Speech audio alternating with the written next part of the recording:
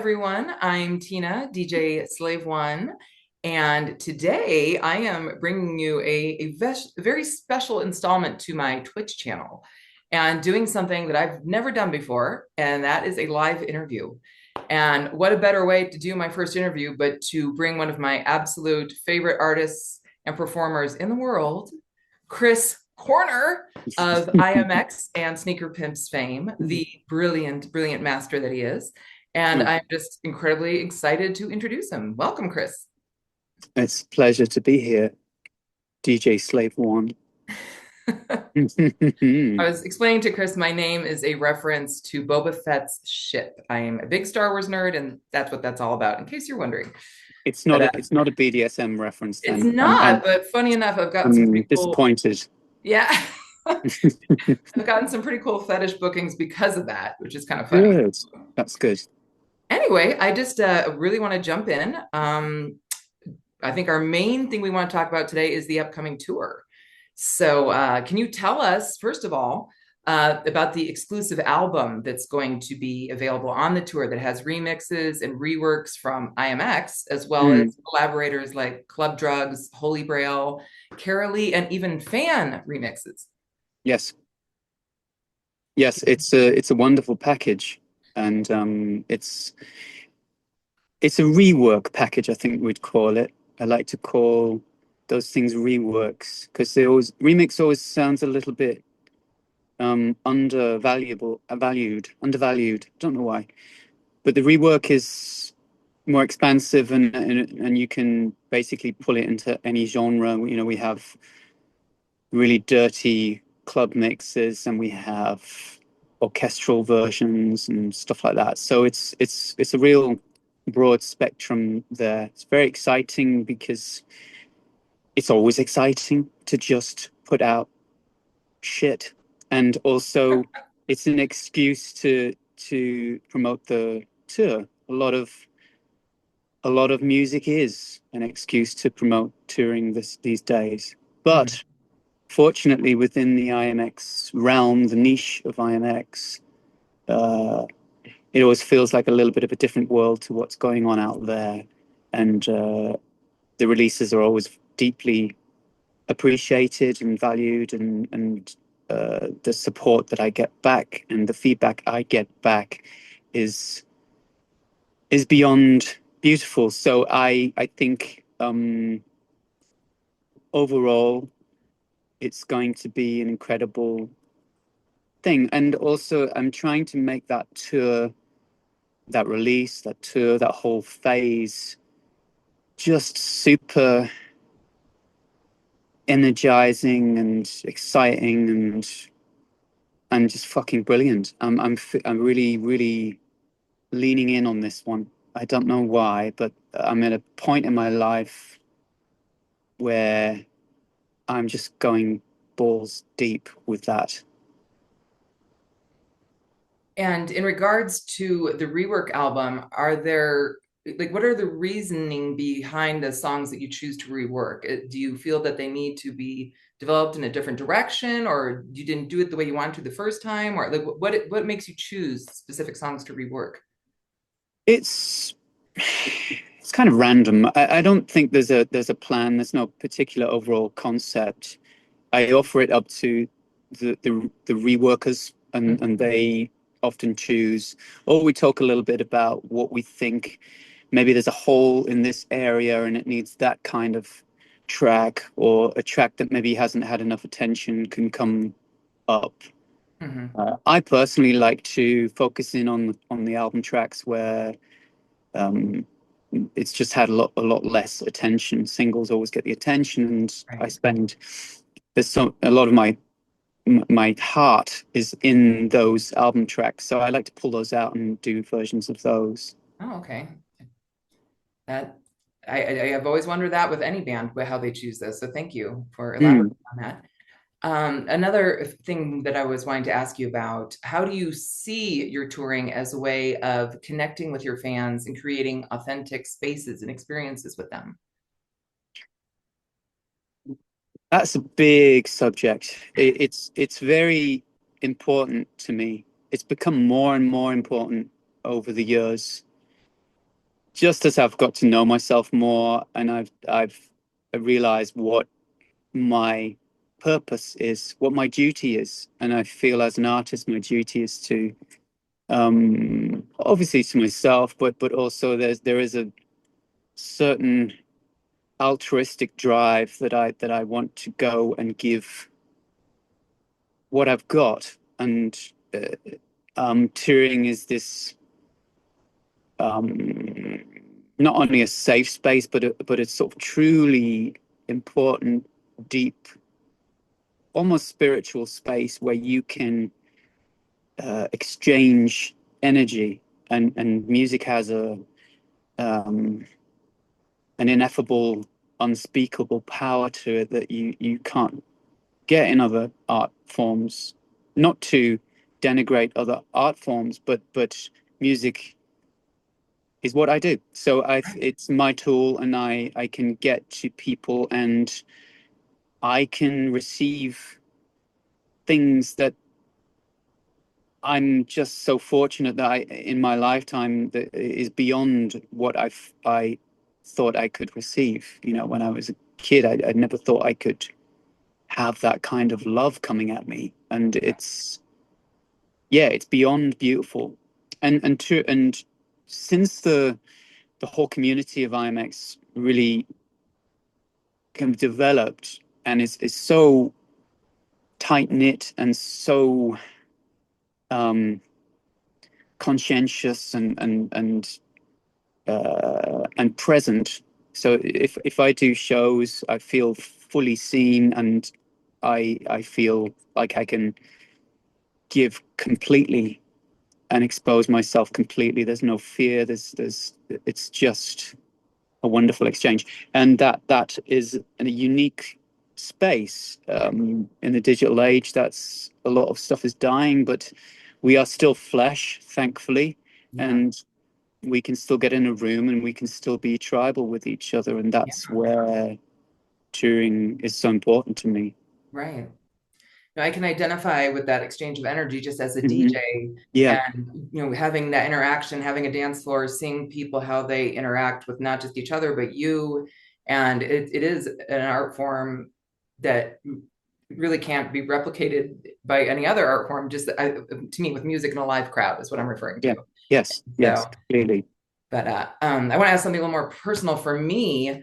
I've seen you perform so many times, and you always have the most beautiful theatrical costumes, headdresses, masks. And I have a degree in fashion design, so I'm Oh, just wow. curious. Yeah, I haven't done much with it. I used to make clothing, but now I've gone full force into DJing. But I'm curious to know, like, what are your inspirations, and how do you think your costuming and I think maybe makes it sound a little over the top, but just what you choose to Hmm. wear. Like, Hmm. how does that complement what you're trying to convey through your music and through the performance?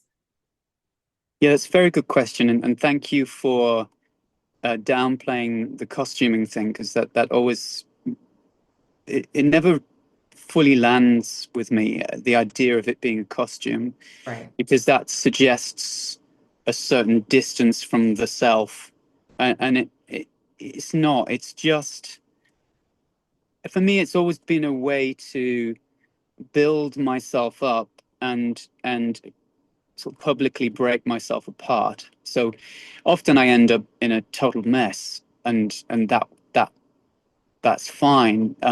But uh, I do love theatre. I love shadows. I love film. I love art movies. Um, I love high contrast things. So if you're creating shapes, I like to create shapes. So a lot of the costumes would be would be costumes. A lot of the forms would be chosen to create shape. Right. Uh, and that is, it's just part of being, it's part of stage design, as opposed to an Yeah. expression of my inner need or something. It really is, and a lot of it comes together in a very haphazard, chaotic, quite grungy way. It's not it's not designed. It's I'm a particularly visual thinker, so I piece things together, shapes together, and often if I'm making videos and things like that, it's really collect a load of shit and put it in a room and then combine shapes, and that seems to be a sort of theme throughout my um, artistic life. It's a little bit like how I make music too. I throw a lot of shit together and then combine stuff, and I think it's a more subconscious way of creating. I don't always know what the fuck I'm doing until it shows itself. I feel like I'm a vessel. I'm just kind of uh, allowing something to happen, and not to put my skills down, but there is a certain unknowing to it all that and a lot of the decisions became easier with practice. So I've just managed to fail enough times to get things wrong, to see it in an image, to change the lighting, to change the shape, to go back, fuck it up. Okay, that didn't work. Do it again. So a lot of it is practice, and I mean, it's endless. I could just keep going, and so yeah, there's no master plan there, but there is often a a contentious angle with me that is, if there's something happening out there, or if there's something expected of me, it's like I'm not going to do that because Right. that's not interesting to me. What's interesting is me trying to do something else because it always feels more comfortable to me. Okay, and with that, what can fans look forward to on this upcoming tour? What usually happens is like a follow a continuation of what's been happening. Each tour is, because I create most things myself, the visuals, the lighting, and the concept sounds a bit structured, but the stage design happens here, and I spend a lot of time about a month before the tour piecing everything together, including the music. So I'll sort of bash tracks out and then see that doesn't work, go back into the studio, do some visuals. Does it work with that visual? Go into I have a barn where we rehearse, and then I'll put the lights on and combine that with the visuals. And oh, those lights work with that visual, but they don't work with that beat. So let's go back and change that beat, and then let's go back and change that light, and everything sort of bounces off each other, and that is, it creates a sort of bigger package than just the music, and I love that. But it usually is a continuation of what's happened before, just through practicality. Something's worked on the last tour, I'll take it in there and I'll think, oh, that didn't work as well, so I'll take the things that worked, improve them, add some new things. Yeah, and a lot of it is, it's basically an alternative indie project, so you can't think too big Mhm. in terms of what you can achieve. You have to sort of work within boundaries. I like that. I think good art comes from that, having to be creative and clever and work through things again and again and again with limitations. And yeah, so this, you have those limitations and you have to work within that, not just physical limitations, sizes of rooms, budgets, people. It's a whole web of pain to deal with before Yeah. the tour. Yeah, but it'll be basically a continuation of what has been happening, Okay. and but on steroids. Ooh, sounds Yeah. exciting. I Mhm. had I had another question. I kind of sort of the same, but maybe you can elaborate a little more. How has the actual performance of the songs from Fault Lines 2 evolved throughout the last two tours in Europe? great. I I hate it in a way because I want to go back and record things how they are now. It's always the same. And I'm not a band. Mhm. Um, so when I create the records, it's very much me in a studio, and there's a certain time limit, and my voice isn't gigged, it isn't toured through, and it doesn't have that as much power as it does at the end of a tour and things like Yeah. that. So, or 2 years later of performing the songs and realizing, oh fuck, I should have done that. So a lot of that goes on. There is a little bit of annoyance in the fact that now they sound amazing, and I want to go back and do that. I could do that. I mean, these days Yeah. you can kind of do anything you want, but uh, I've got used to this feeling, and I just place it or I file it in the sense that the record is the record and the live is live, and it's almost two different entities, and I have to see them in very different ways. And they both have their practical limitations. A record has to be done, it has to be completed, it has to go out. Uh, and a lot of the skill of being an artist or being a producer probably is knowing how to complete. I always feel that the real skill of something is to let it go and say that's done, and it's probably the hardest part because Right. you can go back and do it again and do it again and particularly if you work by yourself. So from quite an early age, had sort of an instinct that I have to deal with that somehow and just let it go. Uh, the way I do that often is I just never listen to them again ever. Wow. Okay. That is often the case. So Mhm. unless something comes at me and I hear the music somewhere, uh, often I'm pleasantly surprised and think, "Oh, that's me. That's quite good." That, and then uh, often I'll just kind of recoil and think, "Oh, I don't want to hear this. I'm going to go and leave the room or whatever." Mhm. But you have to place that somewhere, and there's a certain fearlessness to completion that is quite important, I think, for any artist. Right. And with that, I mean, this is again something more personal for me. I love that your live band. They're amazing performers, and they're always Thank so you. much fun to see you guys interacting. You guys, you can just see the love and the energy. It's fantastic. If any of you have not seen IMX live, do it because seriously, it is very theatrical, but also very emotional. I'm always very moved when I see your shows.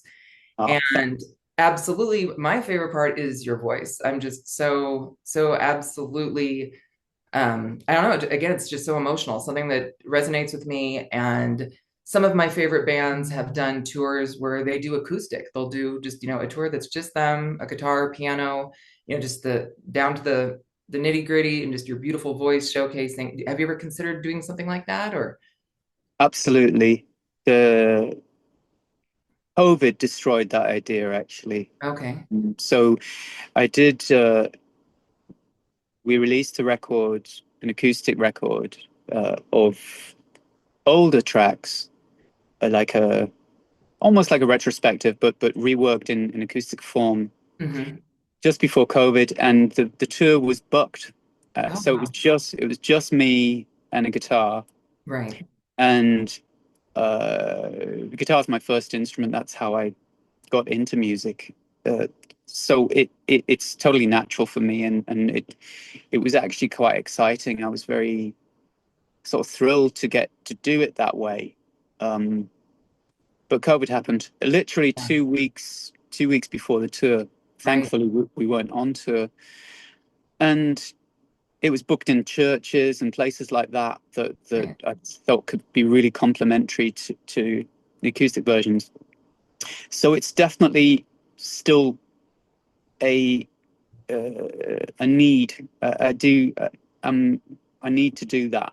Uh, and also, I'd probably try and get a piano set up too, because I do both. So it would be, I think it'd be nice to sort of flip between the two.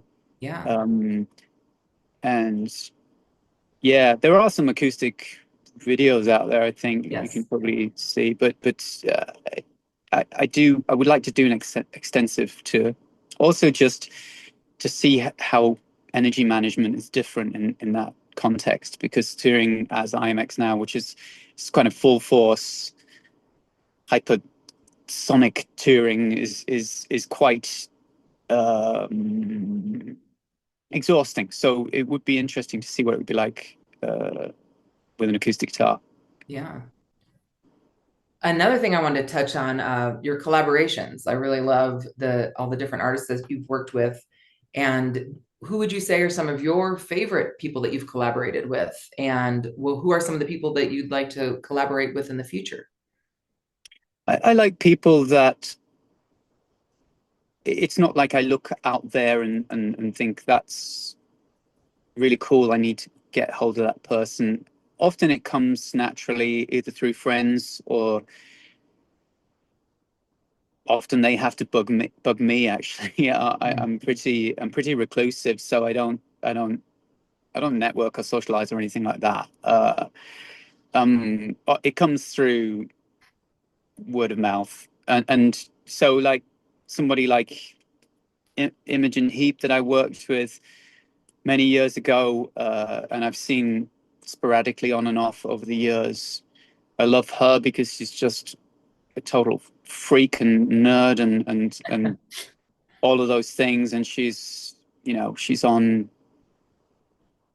another planet, Yeah. and I feel like I connect very well with Imogen on that level, not just in the nerdiness, because it is very, when we get together, it's extremely nerdy and it's very techy, and she's more techy than I am actually. Um, so, but on lots of levels, on social levels, on relationship levels, mental health, all of those things you can really bond over. And music, when you collaborate with somebody, is quite, it's a very distinct thing. It's very intimate. It's like you share something nobody else could ever share. When you write with somebody, when you collaborate with someone, it's a bizarre thing actually when I think about it right now.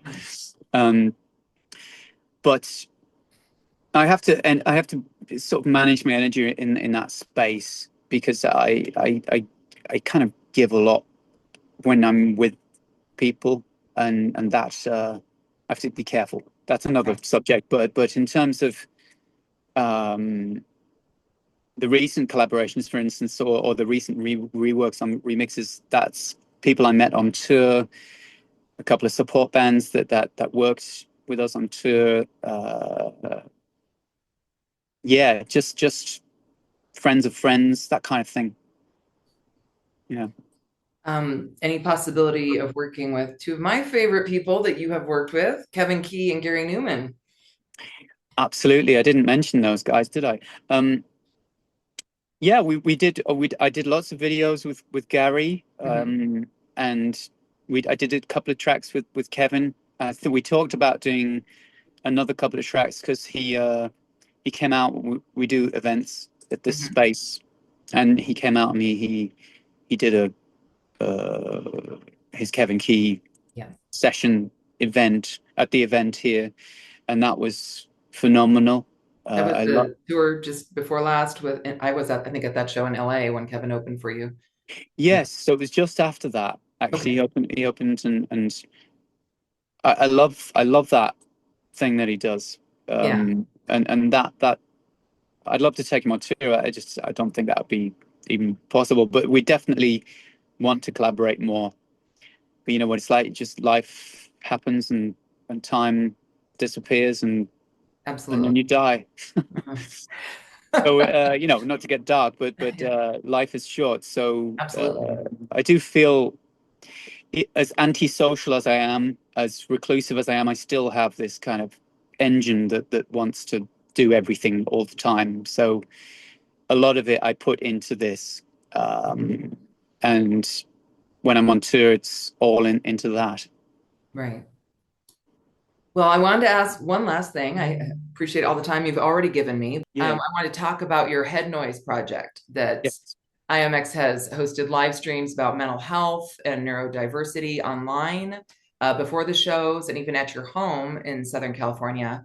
I guess this month, I'm not sure if it's happened or it is happening. You're hosting one with Sarah Prey, your keyboardist in the IAMX live band and a licensed professional counselor specializing in music therapy. How has that project evolved and how has it influenced IAMX? On every level, it's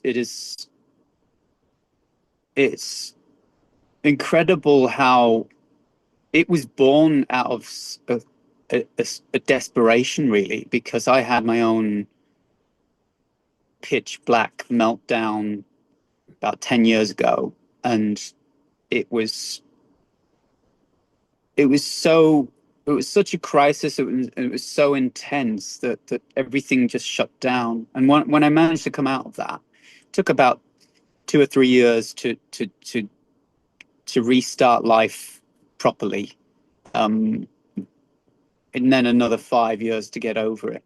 But once I'd restarted things and I got into music again, because at the time I thought music was one of the things that was damaging me, and fortunately it wasn't. Once I got therapy and help and medication, all those things, and the first record I made coming out of that was Metanoia, and that was like that was very cathartic. It was therapy in its own way, but I still felt like I needed more, and I needed to put my life, my artistic life, my touring life in some kind of place that felt valuable and worthy. Because touring, if you're not, if you don't get your head straight, it can feel like you're just sort of in a loop of constant exhaustion. And a way that I felt I could do that was just sort of go straight into connecting directly with those people that I see every night and in the crowds, and that are kind of sweating and crying and screaming, and but to talk to them and to I felt that that would be this sort of missing piece in my healing, and it was. So that's really how the gatherings started, Headnoise gatherings. I wanted to add more depth to the touring, and once that sort of picked up and it became a real emotionally charged, beautiful thing, then I thought, this needs to continue. It needs to be a thing, like its own thing that has nothing to do with the music. And that's how it just kept going. It went on. It was a bit on hold during the COVID thing, but it's really sort of come back full force now. And you go through periods in your life where you have like certain things that you learn and you want to talk about a lot. And I'm very